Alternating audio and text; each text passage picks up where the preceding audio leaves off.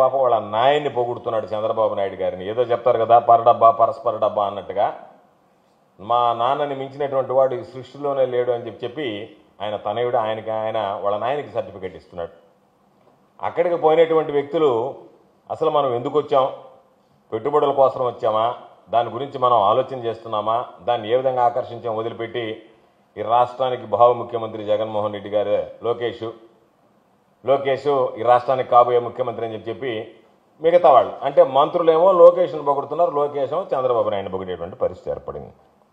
దీనికోసరంగా యూరప్లో స్థిరపడినటువంటి TDP సానుభూతి పరులు ఎవరైతే ఉండారో వాళ్ళందరినీ అక్కడికి రప్పించి వాళ్ళందరి ముందు గంటల కొద్ది కంఠశోష ఏదేదో అంటే పోయినటువంటి లక్ష్యం ఏంది, మీరు అక్కడ చేసేటువంటి రాజకీయ ఉపన్యాసాలు ఏంది అంటే అక్కడికి వెళ్ళినా అక్కడ కూడా మామూలుగా దావోస్ని వేదికగా చేసుకుని మీరు రాష్ట్రానికి పెట్టుబడులు తీసుకురావడానికి ప్రయత్నం చేశారా, లేదా ఆ విధంగా ప్రయత్నం చేస్తున్నారా, లేదనుకుంటే జగన్మోహన్ రెడ్డి గారిని వైఎస్ఆర్ కాంగ్రెస్ పార్టీని ఏడున్నటువంటి ఎల్లో మీడియాను ఉపయోగించుకొని రోజు ఇక్కడ తిట్టాడు, ఇక్కడ రాయించుకునే వాళ్ళు మళ్ళీ దావోస్ వెళ్ళి కూడా కోట్లాది రూపాయలు ఖర్చు పెట్టి స్పెషల్ ఫ్లైట్లో వెళ్ళి అక్కడ మాట్లాడాల్సినటువంటి పని లేదు. అయినా సరే పాపం ఆయన కొడుకు చెప్పాడు 2004లో చంద్రబాబు నాయుడు గారు కనుక ఓడిపోకుండా ఉంటే రాష్ట్రం పరిస్థితి వేరుగా ఉండేది. అవును, రాష్ట్రం పరిస్థితి వేరుగానే ఉండేది, రాష్ట్రం అధోగతి పాలై ఉండేది. అనుమానం లేకుండా 2004లో రాజశేఖర రెడ్డి గారు కాకుండా చంద్రబాబు నాయుడు గారు కానీ గెలిచి ఉంటే రాష్ట్రం ఆంధ్ర రాష్ట్రం అనేటువంటిది అధోగతి పాలై ఉండేది, వల్లకాడుగా మారిపోయి ఉండేది. దాన్ని ఆయన 2000లోనే ఆయన మేము కానీ 2004లో గెలిచి ఉంటే ఓడిపోకుండా ఉంటే రాష్ట్ర పరిస్థితి వేరుగా ఉండేది అనేటువంటిది. ఆ రోజుకి పిల్లవాడు చెడ్డీలు వేసుకొని తిరుగుతున్నాడు హైదరాబాద్లో. ఏదో పెద్ద అనుభవం ఉన్నటువంటి వాడిలాగా 2004లోనే మేము కానీ గెలిచి ఉంటే మేము కంటిన్యూటీగానే ఉంటే బ్రహ్మాండంగా ఉండేది అని చెప్పాను. నేను అడుగుతున్నా, ఒకవేళ 2004లో మీరే కనుక గెలిచి ఉంటే పేదలకు ఇళ్ళు ఉండేదా, 108 లాంటి సేవలు వచ్చిండయా, ఆరోగ్యశ్రీ వచ్చిండేదా, ఫీజు రియంబర్స్మెంట్ పథకం తీసుకొచ్చిండే వాళ్ళ, రైతులకు ఉచిత విద్యుత్ అందిండేదా? కాబట్టి అన్ని రకాలైనటువంటి వాళ్ళు చంద్రబాబు ఓడిపోయాడు కాబట్టే దాదాపుగా ఈరోజు ఒక్కసారి చూస్తే రైతులు, యువత, కార్మికులు అన్ని రకాలైనటువంటి వర్గాలకి మేలు కలిగించాయి. చంద్రబాబు నాయుడు గారు ఉన్నప్పుడు దాదాపుగా ప్రభుత్వ రంగ సంస్థలు 54 మూతపడ్డాయి. ఆర్టీసీని కూడా ప్రైవేటీకరణ చేయడానికి ప్రయత్నం చేశాడు. అటువంటి పరిస్థితుల్లో అన్ని వర్గాలకు మేలు జరిగేటువంటి విధంగా వైఎస్ రాజశేఖర రెడ్డి గారు తీసుకున్నటువంటి నిర్ణయాలు, ఆ నిర్ణయాలతో పాటు ఆ రోజు ఆర్టీసీ కూడా మూతపడకుండా దానిని కొనసాగించినటువంటి ఘనత ఒకసారి గుర్తు చేసుకుంటే అది రాజశేఖర రెడ్డి గారు. వ్యవసాయం అయితే చంద్రబాబు నాయుడు దండగా అంటే మరలా పండగ అయినట్టుగా చేశాడు.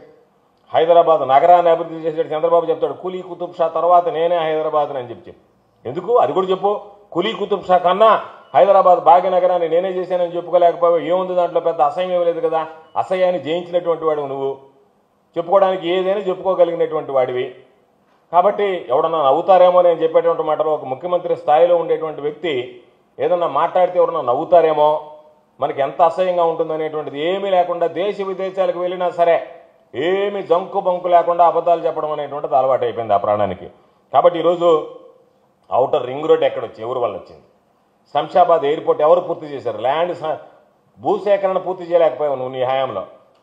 ఏదో చాలా విజన్ ఉండేటువంటి ముఖ్యమంత్రి అని చెప్పుకునేటువంటి నువ్వు భూసేకరణ పూర్తి చేయలేకపోతే రాజశేఖర రెడ్డి గారు వచ్చిన తర్వాత భూసేకరణ పూర్తి చేసి శంషాబాద్ విమానాశ్రయం ఆయన హయాంలో కట్టాడు. ఔటర్ రింగ్ రోడ్ ఈ రోజు మనం వెళ్ళినా సరే హైదరాబాద్లో ఔటర్ రింగ్ రోడ్ గురించి చాలామంది నీలాంటి వాడికి 10 జన్మలు ఎత్తినా సరే రానటువంటి ఆలోచన.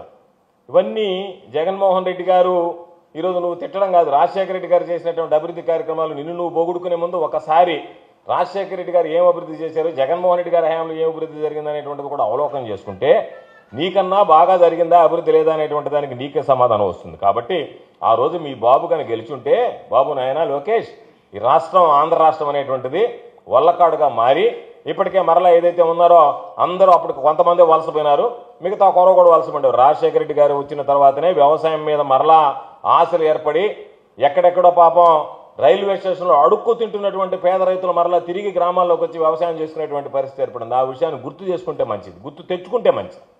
అదేవిధంగా పాపం ఈయన చెప్పాడు, ఈయనేదో పెద్ద ఇదైనట్టుగా ప్రతిసారి పాపం విజయం అనేటువంటిది ఈయనకి ఎదురులేనట్టుగా. మీ పరిస్థితి ఏంది? 2004లో గెలవడం ఏంది? అసలు మీరు ఎప్పుడు గెలిచారో ఒకసారి చెప్పండి.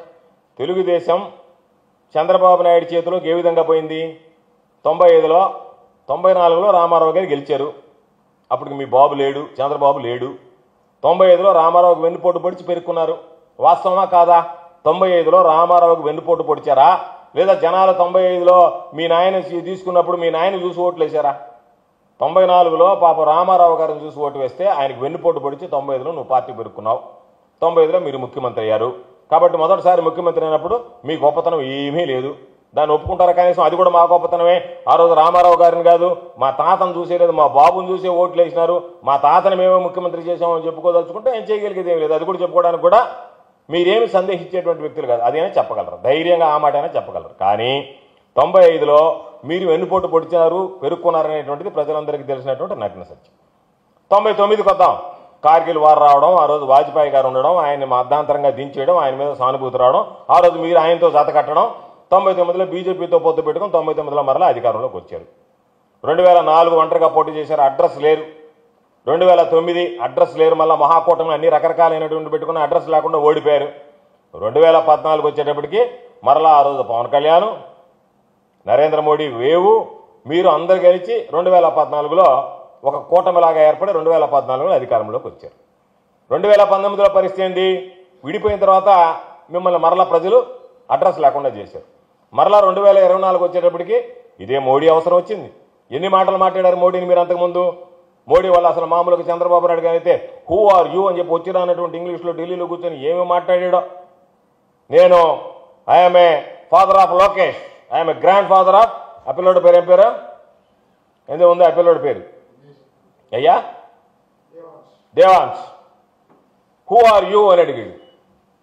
అటువంటి అడిగినటువంటి వాడు, ఆ హూ ఆర్ యూ అని అడిగినటువంటి వాడే మరలా ఆయన దగ్గరికి పోయి ఆయన్ని మరలా కాళ్ళ వేళబడి వాళ్ళందరితో పొత్తు కలిపి మరలా ఏదైతే పాపం ఆ పవన్ అయితే పాపం అప్పుడు చెప్పాడు, పవన్ కళ్యాణ్ మా కుటుంబ సభ్యుల్ని విమర్శించాడు, లోకేష్ని వదిలిపెట్టను అన్నాడు. మళ్ళీ ఆయన అందరినీ కలుపుకొని అందరు కలిసి ఒక 2024లో మరలా మీరు తిరిగి అధికారంలోకి వచ్చారు.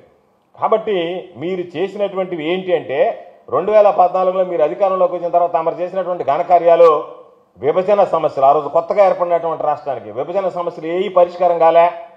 తమరు ఓటు కోటు పుణ్యమా అని చెప్పి అర్ధాంతరంగా వదిలేసేసి ప్రత్యేక హోదాను తాకట్టు పెట్టి అక్కడి నుంచి పాలాయనం చిత్తగించి అమరావతికి వచ్చారు. అన్ని విధాల ఆరోగ్యశ్రీ లాంటి పథకాలను నిర్వీర్యం చేశారు, నిరుద్యోగులు పెంచారు.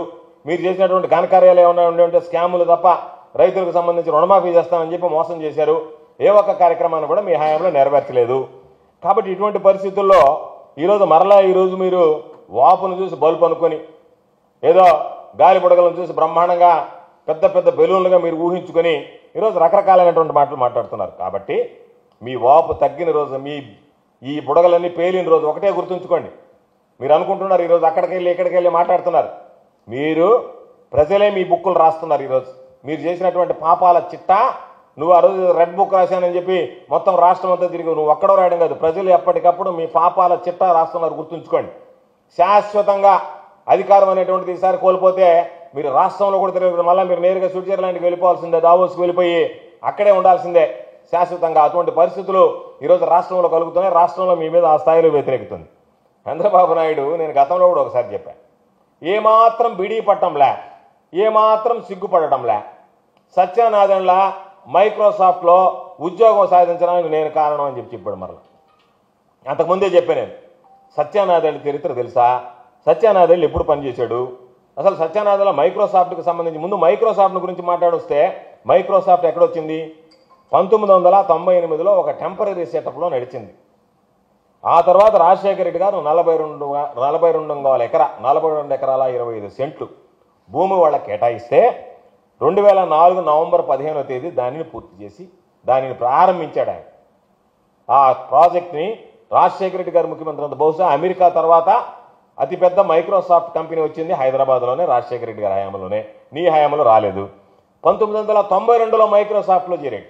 నేను ఇంతకుముందు కూడా చెప్పా ఒకసారి, సత్యనారాయణలా మీరు ఒకసారి కొట్టి చూడండి, ఎవరన్నా గూగుల్కి వెళ్ళి సత్యనారాయణ మైక్రోసాఫ్ట్లో ఎప్పుడు చేరాడు, ఎప్పుడు ఉద్యోగం ప్రారంభించాడు? 1992లో. అప్పుడు నువ్వు రామారావు వెన్నుపోటు కూడా పడకపోతివే, ముఖ్యమంత్రి కాకపోతివే. నువ్వెట్టా ఈరోజు వచ్చి నేను నా సత్యనారాయణ నేను పెట్టినటువంటి మైక్రోసాఫ్ట్లో చదివి అక్కడ బ్రహ్మాండంగా వృద్ధిలోకి వచ్చాడని చెప్పి గబ్బు మాటలు తప్ప, అబద్ధాలు తప్ప, వాస్తవాలు అనేటువంటివి నువ్వు నోటుకుండా రాకపోయా.